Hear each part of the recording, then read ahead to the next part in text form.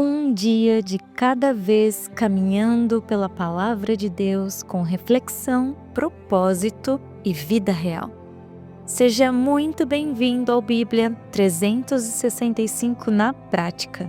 Hoje, o dia 17 da nossa jornada, seguimos aprendendo sobre promessa, revelação da glória de Deus, perseverança na obra e maturidade espiritual no caminhar cristão. No dia de hoje, seguindo nosso cronograma, Gênesis 18, Mateus 17, Neemias 7 e Atos 17. Prepare suas anotações e o seu coração e vamos para os ensinamentos de hoje que te ajudarão no seu secreto. Sem mais demoras, Gênesis 18, Deus visita a Abraão de forma inesperada e no horário mais quente do dia.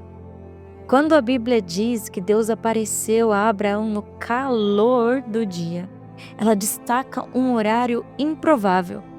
Era um momento de descanso, quando ninguém espera visitas. Isso nos ensina que Deus ele não depende do ambiente ideal para se revelar, nem na hora que você espera. Neste momento, então, 3 homens aparecem e Abraão oferece hospitalidade. Durante essa visita, Deus reafirma a promessa do nascimento de Isaac. E algo interessante acontece. Sara, ao ouvir, dá risada. Quando questionada, diz que não estava rindo, mas o Senhor confirma. Mas ela não estava rindo de incredulidade apenas, mas da tensão entre promessa e impossibilidade humana. Deus responde uma pergunta que atravessa toda a Bíblia. Existe algo impossível para o Senhor? Muitas vezes o Senhor nos responde com perguntas e como elas nos fazem refletir.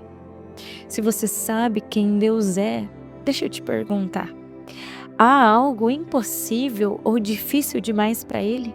Tenha fé, creia e descanse nele. Após reafirmar a promessa a Abraão, Deus revela que o clamor contra Sodoma e Gomorra havia chegado até ele devido à violência, injustiça social, abuso e opressão que havia ali. Não se trata de um pecado isolado, era uma corrupção estrutural e persistente. Deus diz então: eu ocultarei a Abraão o que eu estou para fazer nessas cidades. E você se lembra quem tinha ido para essas cidades que eu falei para você guardar no seu coração? Ló. Deus ele tem aliança com Abraão e conta, gera um diálogo. Abraão não é informado por curiosidade, mas porque ele fazia parte da aliança de Deus. Abraão não discute se o juízo é justo, ele intercede com base no caráter de Deus, sabendo quem Deus é. Ele pergunta: destruirias o justo com o ímpio? E Abraão vai dizendo: se tiverem só 50 justos, só 45, 40, 30, 20. Senhor, não fique bravo, mas e se tiver apenas 10? E Deus confirma que não. Se houver apenas 10 justos, ele não destruiria a cidade. Abraão confia que Deus é justo e misericordioso ao mesmo tempo. E essa conversa revela que Deus não destrói o justo com o ímpio, que Deus responde à intercessão. Deus examina pessoalmente a situação e o juízo só vem quando não há arrependimento. Se houvesse apenas 10 justos, a cidade seria poupada. Seguindo para Mateus 17, Jesus é transfigurado diante de Pedro, Tiago e João. Sua glória é revelada e Moisés e Elias aparecem, representando a lei e os profetas. Nesse momento, mais uma vez, a voz do Pai declara: este é o meu Filho amado, em quem me comprazo, escutem ele. E lendo hoje, é como se Deus confirmasse para nós: este é o meu Filho amado, escutem, aprendam dele, aprendam com ele nas Escrituras. Ele é o próprio Deus encarnado. Podemos aprender com Jesus. Depois da transfiguração, os discípulos perguntam a Jesus: Por que os escribas dizem que é necessário que Elias venha primeiro que o Messias? E essa pergunta nasce de uma expectativa real. Os escribas ensinavam, com base em Malaquias, que Elias voltaria antes da vinda do Messias. E Jesus responde em duas camadas. Primeiro, ele confirma, sim, essa profecia é verdadeira. Deus não errou, nem os profetas, mas eu estou aqui. Mas numa segunda camada, ele diz: Elias já veio, mas ninguém percebeu. Jesus conta que Elias era João Batista, como Elias prometido. João não era Elias literalmente, mas ele veio no poder e no espírito de Elias. Deus cumpre suas promessas, mas nem sempre da forma que esperamos. Profecia cumprida não é sempre reconhecida. Deus pode cumprir sua palavra de uma forma diferente da expectativa humana. E a revelação exige sensibilidade para entender o que o Senhor está fazendo e como Ele está fazendo. O reino não segue moldes religiosos, tradicionais, não. E perceba uma coisa, você percebe que os discípulos questionam e Jesus responde com ensino, porque ele percebeu verdade na pergunta dos discípulos. Ao contrário, quando os fariseus faziam as perguntas, porque ele percebia que eram com confronto. Eles perguntavam com resistência no coração. Deus não rejeita perguntas, muito pelo contrário, ele ama perguntas. O que ele confronta são as intenções. Eu te convido a terminar a leitura de Mateus, sendo guiado pelo Espírito Santo, que possamos ter a fé que Jesus nos convida a ter e aprender mais dele.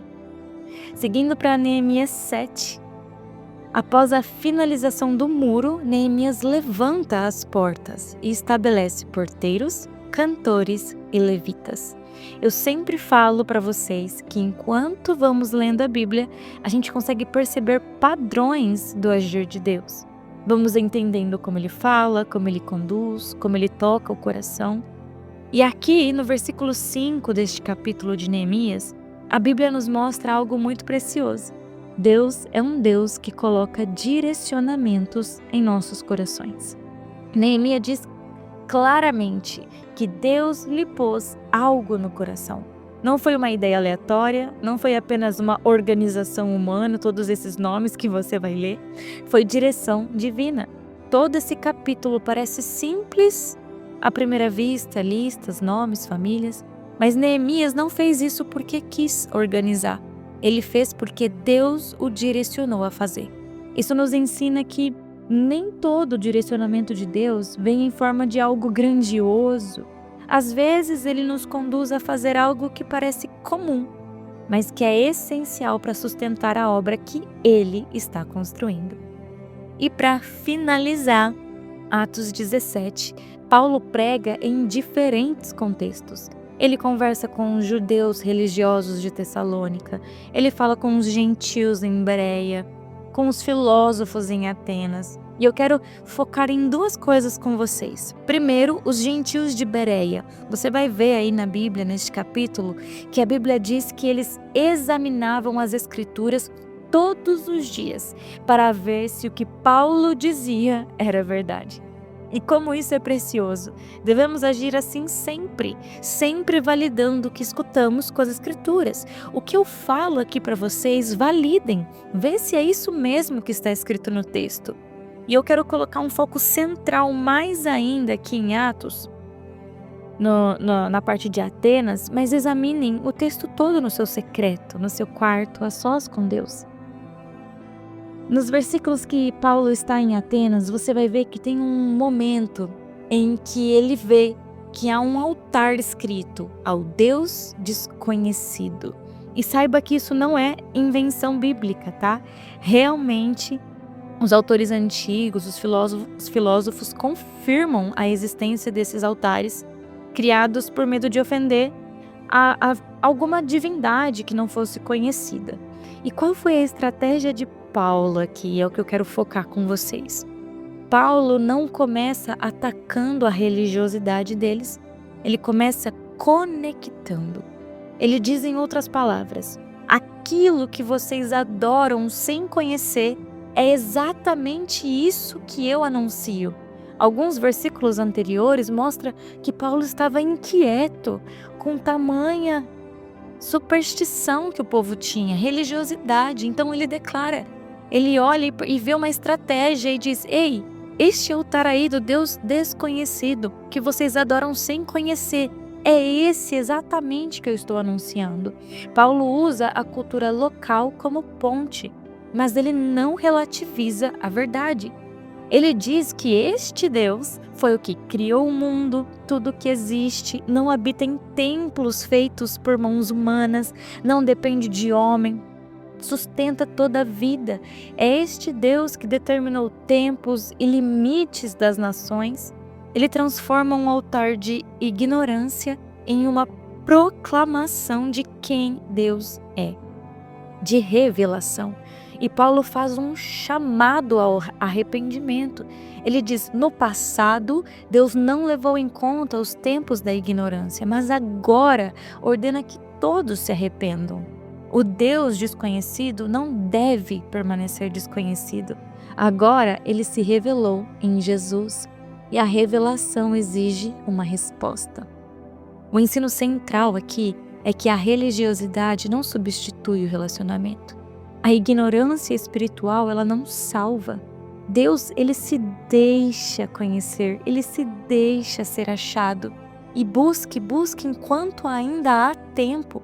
Jesus, ele é a revelação final do Deus invisível. Ele é o Deus encarnado. Paulo não apresenta um novo Deus, mas ele revela o Deus verdadeiro, que eles já buscavam entender, mas eles não conheciam. Hoje vimos em Gênesis a promessa sendo reafirmada. Em Mateus vimos a glória de Cristo. Neemias restaura a identidade baseado em um direcionamento de Deus. E Atos chama a maturidade da fé. Deus visita, revela, organiza e envia. Querido Deus, obrigada por este dia, por este áudio. Obrigada, Senhor, nos ajude a confiar nas Tuas promessas, mesmo quando parecem distantes. Tira o medo do nosso coração, Senhor, que possamos lançar sobre Ti todas as nossas preocupações. Revela a Tua glória a nós, ó Deus. Firma a nossa fé na Tua palavra, que possamos crescer em maturidade, discernimento e obediência. Em nome de Jesus, Senhor, nós oramos e Te agradecemos. Amém e amém. Que Deus te acompanhe hoje.